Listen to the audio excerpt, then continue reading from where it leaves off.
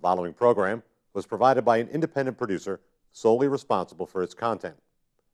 The opinions expressed do not necessarily represent the views of this station, its staff, board of directors, or underwriters.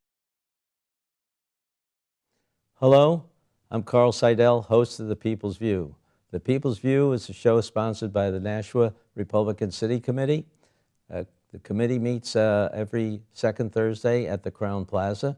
And if you want to contact us, we have a website, nashuagop.org. And at the end of the show, you'll see some contact phone numbers or email addresses that you may want to send us your comments and recommendations. Thank you for listening in. Welcome to The People's View, a program dedicated to discussing local, state, and national issues and their effect on the American people. The People's View provides a platform for state representatives and national figures to present their viewpoint. Whether it's social, economic, or financial topics, you'll hear it on The People's View.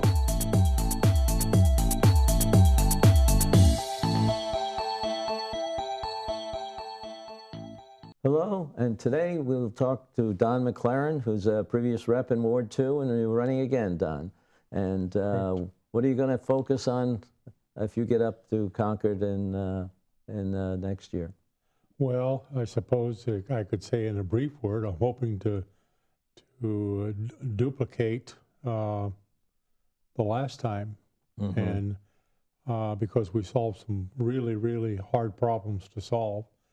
But if I were to give you one word in terms of areas that I'm concerned about and want to contribute to and want to support, is money, voting, business, paying attention to the business, and also with regulations. I can tell you in 3 words, in terms of money, I want you to keep it in your pocket. So, go ahead. No, I was just going to say, so you don't want any tax increases or any kind of fee increases, and you want a balanced budget, I understand. No taxes. Keep the existing, I suppose, in order, you got to have some revenue, but I think that our philosophy that we did for balancing the budget up there was to establish a good and well-reviewed income, and then go to the expenditures. But we brought that income to the legislature, and they approved it. Right. So that's what our income is going to be. So then we went back and did the expenditures and held to it. We're going to have to do the same thing this time. So you have to learn how to prioritize so that you can share the money as equitably as possible. Absolutely.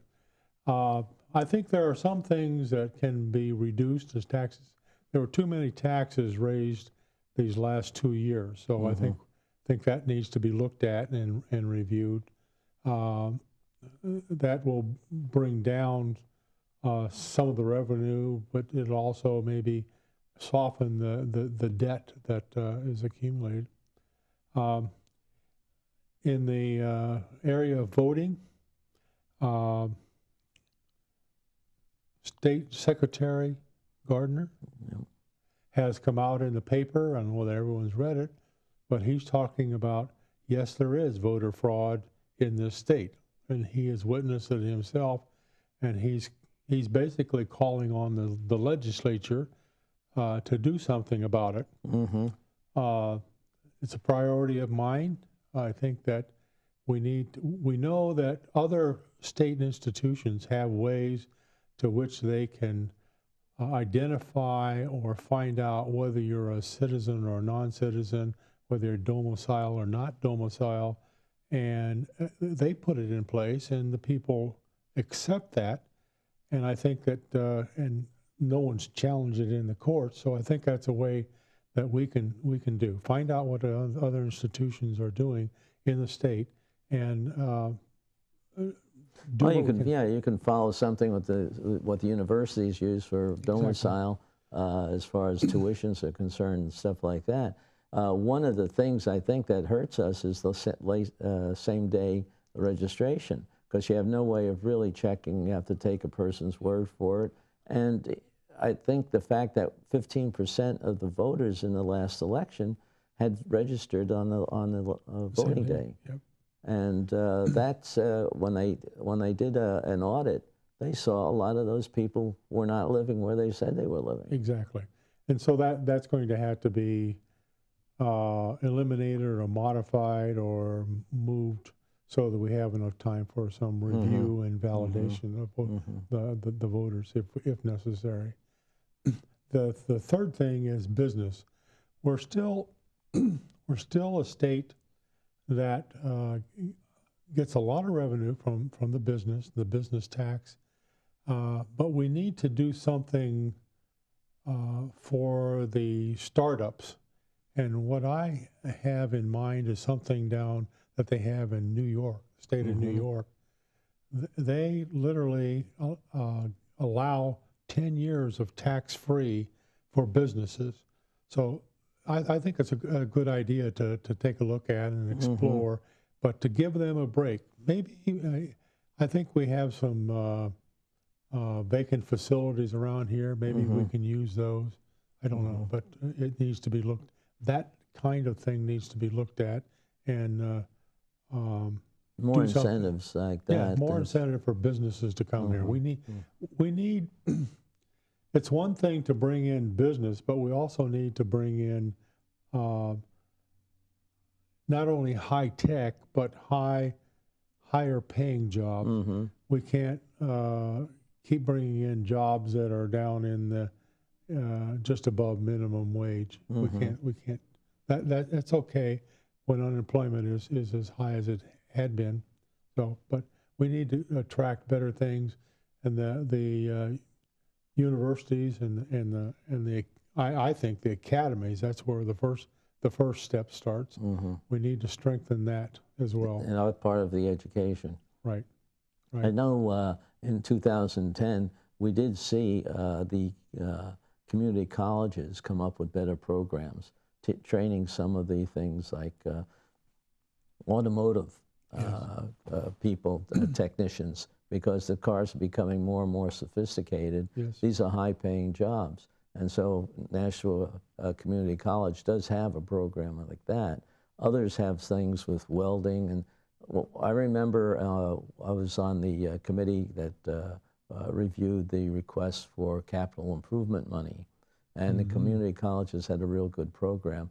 I'd like to see that continue, because they really worked well all throughout the state with different industries that needed a certain level of training. There's so much automation, so much going on with the computer control types of operations that I think if you get technicians or even you know, the engineers that have to really put together some of those programs, that'll attract more people. Absolutely. Very good side. Very good idea. Very good. And the University of New Hampshire has to come up with their a little bit better proposal on how they can work with new startup companies. The other area that I'm thinking about is regulations in the state, and I'm not sure exactly how to. I don't know yet in terms of what either can be corrected or what needs to be corrected, but I know that it's an area that I believe is being abused, and that some of the departments in the state are using an interpretation and putting in a regulation so that they can raise their own money, and that may be okay, but I think all those things need to be reviewed. Those programs need to be reviewed in the legislature, which they aren't. Well, someone will say JLCAR. Yeah, JLCAR does review it, but they probably could be a little bit more cautious on what they approve. So So I think we need to look into that and find out how we can do better at it. I heard one idea that some people have thrown out is instead of the different agencies keeping their fees or whatever they charge, we put it into the pot, the general pot, and then you have to, argue for a part of the budget. Then you have to go through the legislature right. to get it back out. That's right. That's right. So that's one way that we might want to consider and see what how that works out. At least part of it. Yeah. Yeah. You collect this much, you got to give back this much to the general fund. And another thing we started in 2012 was having a one-stop shop so that people who wanted to start businesses here in the state could go to one place and understand all the different groups that they had to interact with to get permits or to what the regulations are once you start the business or build something. Instead of having to go, one after another. I mean, you go and you clear it with the Department of Safety, and then you got to go and clear it with some other one, or you have a local agency that you have to see. Yep. You want to be able to do it real quickly and understand the big picture right away. Yeah. The other thing I think just to mention that we need to have on the list, and that's reviewing welfare here, reviewing the, I'm trying to remember what the card is, EBT? Yeah. The EBT card is a credit card. And I don't think that the people in the state are really just want to give out a credit card. I think it should be for specific needs that are granted and are identified, and help them and give them as much money as they can to where it's going to get them to go. It maybe even something towards housing. I don't know whether they can do that now. Well, I think that's what has to probably be looked at more carefully, because you saw that instance that made the paper where a clerk was fired for not allowing a person to use their EBT card for the what was it, alcohol or lottery tickets or whatever it was. Cigarettes and And so this is something to help a person in a time of need, not to give them a steady income. Yes, absolutely. To spend it the way you would if you had a regular job. Yeah. Well, we need to push some things up to our federal representatives too, to get some changes that are not that have been put in place that are not good for the state of New Hampshire. We've got to do that, and I don't know how we do that, either through resolutions or certainly not by law, but those kind of things. We need a closer contact with our federal representatives to. I think that's a good idea too. Well, we ought to get together with them once a month or something like that, where we can talk about the effect of some of the laws.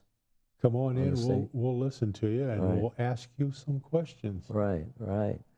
And there's a lot of things. I mean, we have a big agency. The biggest one is HHS.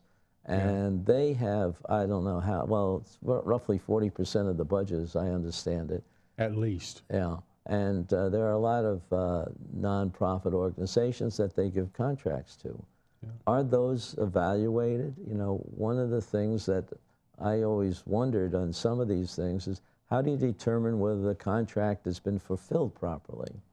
I tried to put a legislation through, which I found resistance in the agencies, of writing out evaluation. Every contract over $50,000 should be evaluated as to whether it's done on time, under budget, accomplish the objectives, et cetera, and then have a one-page summary that other people could see if they wanted to use that agency. Did they do the job last time? Maybe what we need to do this year, because I think we need to pay attention to the money and put that effort in there, and in voting and so forth, is maybe to go in and put in together some information. I don't know whether they're study groups or whatever else, but put together something that gets us better informed, because we don't have anything right now in the legislature that we can assign people to do that. So, Right. Yeah, we have committees, but we don't have any staff.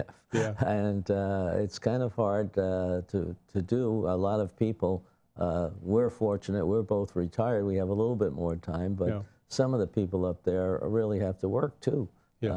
You know, whether they are lawyers or real estate agents or whatever. Well, they're looking for light committees to where they can Right, come up well, for right. session day. Yeah. But there are a lot of dedicated people that are putting in a lot of time.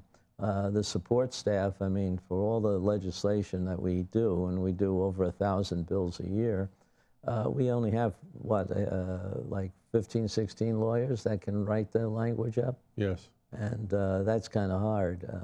Research is thin at best. Well, we got the, who do the people that work on the budget belong to?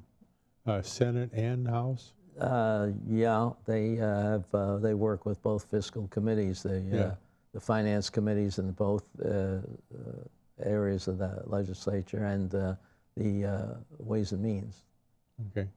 Oh, maybe we can put something in there in terms of finding out what the real costs are for them, because that's their alley, if you will. Well, I think one of the things too is we have to see how we have an audit group up there, and they do some auditing of the work that is done by the agencies. We have to see if they find problems, whether those problems are solved too. Yeah. I think that's what we have to look at. So there's a lot of work to be done. What committee were you on? I was on the Judiciary Okay, last time. and yeah, they have a lot of bills. They have a lot of bills. Probably the primary one that the Nashua community is interested in is that the Superior Courts remained here in Nashua. And it was because of Peter and Barry and myself that all three of us from Nashua. You're talking about Pete Silver and Barry Palmer and yourself. That's right. And we kept it in here. And what was interesting, after it was successful, they asked us to come to a lawyer's celebration. And I was surprised that they weren't ready to thank us. They were ready to thank the other guys, like they did all the work. And I'm going like, I'm a little disappointed at that. Oh, really? Anyway. Oh, well, Don, we're running out of time now. We'll wish you good luck on your campaigning and everything like that. I know we have a couple of new people in your ward that are running too. So I hope you all are successful. Well, I know Ken Ziem. He's a brother, and he'll do a good job. Okay, well, very good. Yep. Well, thank you for coming in. Thank you, Carl. Okay.